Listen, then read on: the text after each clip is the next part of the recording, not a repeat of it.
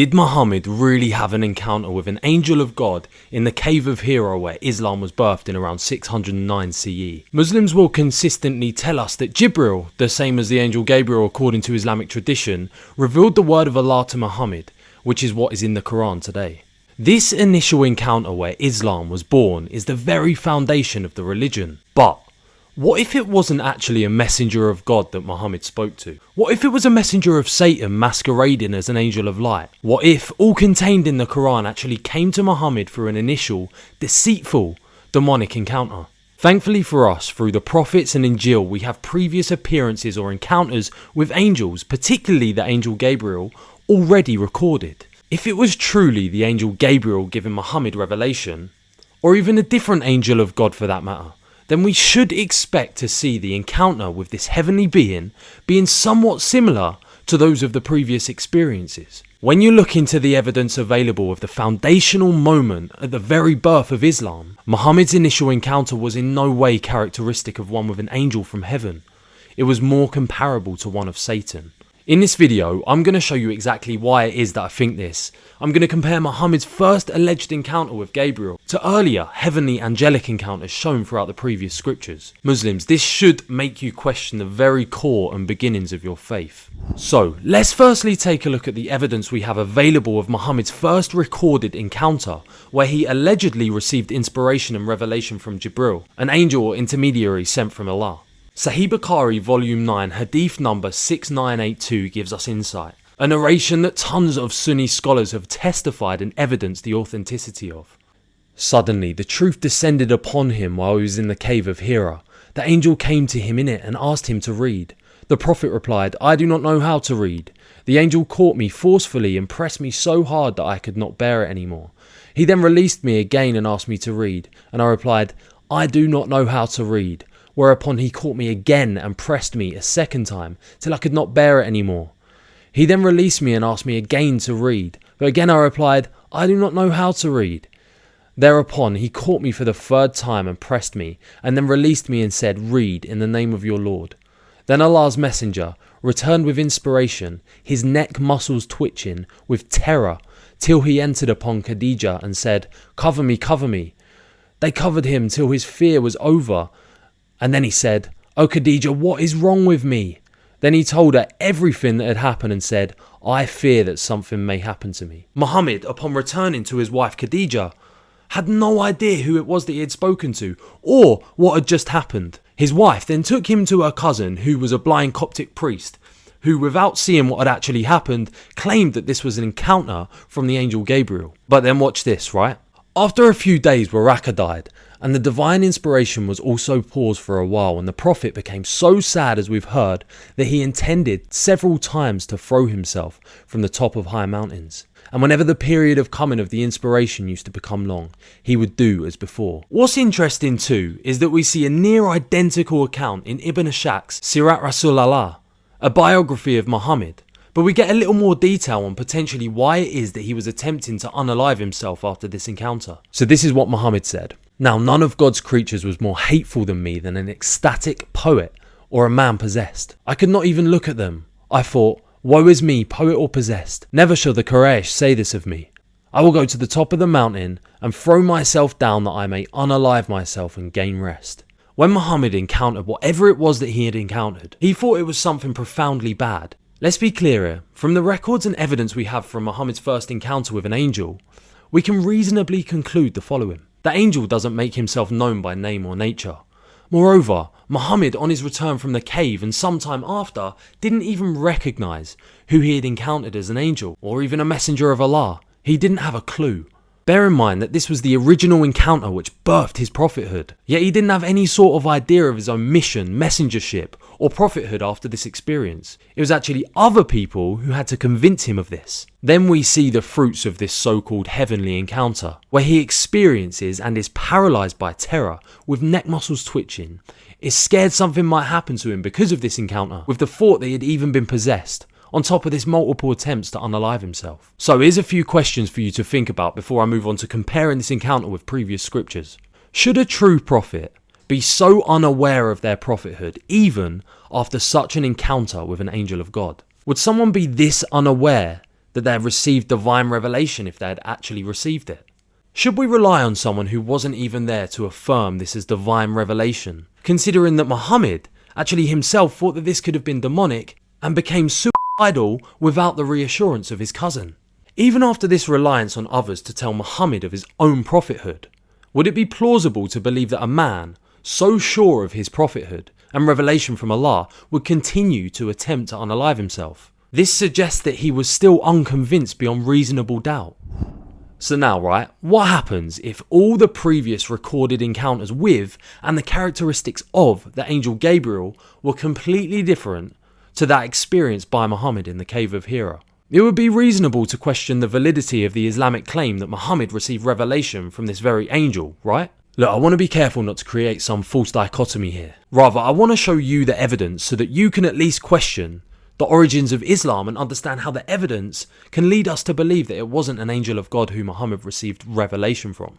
The angel Gabriel explicitly appears in the Tanakh 2 times and the Gospel or Injil 2 times also. So let's read them briefly. In Daniel 8, we see Daniel receive a vision to which the angel Gabriel comes to him to explain what it meant. It says this: I heard a man's voice between the banks of the Ulai, and it called, Gabriel, make this man understand the vision. So he came to where I stood, and when he came I was frightened and fell on my face. But he said to me, understand, O son of man, that the vision is for the time of the end. He then explains, and the chapter ends with the following: And I, Daniel, was overcome and lay sick for some days. Then I rose and went about the king's business, but I was appalled by the vision and did not understand it. The following chapter we see another similar encounter with Gabriel, who again come to elaborate and explain further what Daniel's vision meant. Daniel 9 says this: While I was speaking in prayer, the man Gabriel, whom I had seen in the vision at the first, came to me in swift flight. He made me understand, speaking with me, saying, O Daniel, I have now come to give you insight and understanding. At the beginning of your pleas for mercy, a word went out, and I have come to tell it to you, for you are greatly loved. Can you see the differences between this and Muhammad's encounter? I will go into it a little bit, but let me go through the other 2 encounters with Gabriel first. In Surah 19 of the Quran, we actually see Jibril appear to the Blessed Mother of Jesus, Mary. Obviously, it's not in much detail, having lazily copied the previous scriptures, but we do actually have this encounter in more detail in the Gospel account of Luke. Luke 1:28-33 says, And he came to her and said, Greetings, O favoured one, the Lord is with you. But she was greatly troubled at the saying, and tried to discern what sort of greeting this might be. And the angel said to her, Do not be afraid, Mary. You have found favour with God. And behold, you will conceive in your womb and bear a son, and you shall call his name Jesus. He will be great, and he will be called the Son of the Most High. I wonder why the Quran doesn't contain this, Maybe because it refutes Islam. And there's also one more recorded instance in Luke 1 before this too with Zechariah. Luke 1:11-18 says, And there appeared to him an angel of the Lord standing at the right hand of the altar of incense. And Zechariah was troubled when he saw him, and fear fell upon him. But the angel said to him, Do not be afraid, Zechariah, for your prayer has been heard, and your wife Elizabeth will bear you a son, and you shall call his name John. And Zechariah said to the angel, How shall I know this? For I am an old man, and my wife is advanced in years. And the angel answered him, I am Gabriel. I stand in the presence of God. So, what is it that we see here then? What's so important about these previous scriptures from well before Islam, which potentially support that Muhammad encountered the demonic rather than the divine? Firstly, in each of these 4 biblical accounts I've shown, we see absolutely no confusion as to who it was the people were encountering. There was complete 100% clarity given to the one receiving the heavenly intervention. This was never in question or doubt. Gabriel was effectively immediately revealed as such. Clearly, this is a core characteristic from any angelic being from God throughout previous scriptures. Muhammad, on the other hand, had no idea who it was he was talking to, as they didn't reveal themselves to him. Again, remember, he was only told it was Gabriel or Jibril by his wife's alleged Coptic cousin, who wasn't even present at the time. They had to convince Muhammad that he had spoken with an angel of God after his fearful confusion. It was never made clear to him by the actual angel. Second, in no previous incident did we see any reassurance required from a third party to convince said person of the revelation they were given, or to affirm what they had seen and heard. We don't see any confusion or doubt within the identity and mission of the person who receives the revelation from Gabriel. Gabriel was clear and concise, being that he's a messenger of God. Daniel although not fully understanding what the angel said the first time around, didn't doubt his prophethood, or that this was a message from God explaining the vision that he had previously seen. Zechariah doubted at first what was said, but left the encounter with full knowledge of what was about to happen, and again that this was a message from God. And the Blessed Mother of Jesus, Mary, understood the mission of God and what it was that he was going to do through her, that the eternal Son of God would be born, incarnate. On the other hand, right, as we've seen, Muhammad certainly needed the utmost of reassurance from external sources to make him believe what he ended up believing. Moreover, even in this state, we can assume that Muhammad still had doubts, considering that he continued to attempt to unalive himself. After this initial encounter, he had no idea of his mission, prophethood, or identity.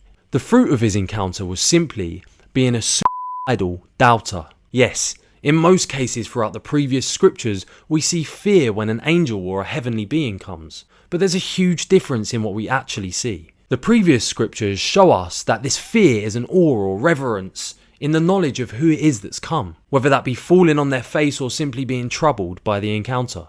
Moreover, in the midst of this holy fear, the angel Gabriel reassures those who see him by confirming why it is that he's there and who it is that he's come from, even sometimes comforting the individual. In Daniel 8, he begins by telling Daniel that he's simply there to help him understand his vision. The chapter after, he tells Daniel he's greatly loved. To Zechariah, Gabriel tells him to not fear, and to Mary, he calls her favoured, full of grace, blessed one, affirming that she's going to give birth to the Son of God. In Muhammad's first encounter, though, we see fear, meaning terror.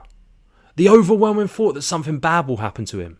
The thought that he may be possessed, which potentially leads to, multiple times, attempts to end his life throughout these encounters. Not only this, but uncharacteristic of the angel Gabriel, we don't see him reassuring Muhammad in any way whatsoever, but instead forcefully telling this unlettered man to read as he assaults him. Yes, you could argue that we see some form of reassurance when the angel tells Muhammad not to jump off a cliff. But what's key here is that this is after the birth of Islam and his initial encounter anyway. Why would a demon want a man who's carrying a message of Satan to unalive himself? Even he would want to reassure him at this point. Listen, although this video is solely focused on the angel Gabriel, as Muslim traditions make claim to this being the angel that gave Muhammad his revelation, we can still see these exact same character patterns from other angelic, heavenly beings throughout the Tanakh. Whether it's Gabriel or a different messenger sent from heaven, the evidence shows us that the characteristics of the encounters are consistent with one another, but Muhammad's is the outlier and differs to them completely. So in all honesty, right, do I actually believe that Muhammad had an encounter in the cave of Hira? Absolutely, I actually do. But do I believe from the evidence that we have that this was an angel of God? Absolutely not, boy. This meeting was in no way representative of a prophet, a revelation from God, or an encounter with an angel of God. Where does this land us all then? Well, the evidence I've laid out doesn't outright prove anything, but it does give us a bigger picture of who it was that Muhammad actually encountered or didn't encounter. It would be fair to come to the conclusion though, that this being Muhammad encountered was not the same as Angel Gabriel shown throughout the previous scriptures. This evidence gives us a much better idea about where and who the birth of Islam come from. Something we should all agree on here, right, is that previous divine revelation should be what's used to validate the newest, to confirm whether it's truly from God or not. Even the Quran affirms this whether you like it or not. But when we do this yet again, the outcome isn't favourable for Islam. If it wasn't an angel from heaven who Muhammad encountered at the cave of Hira, then who was it?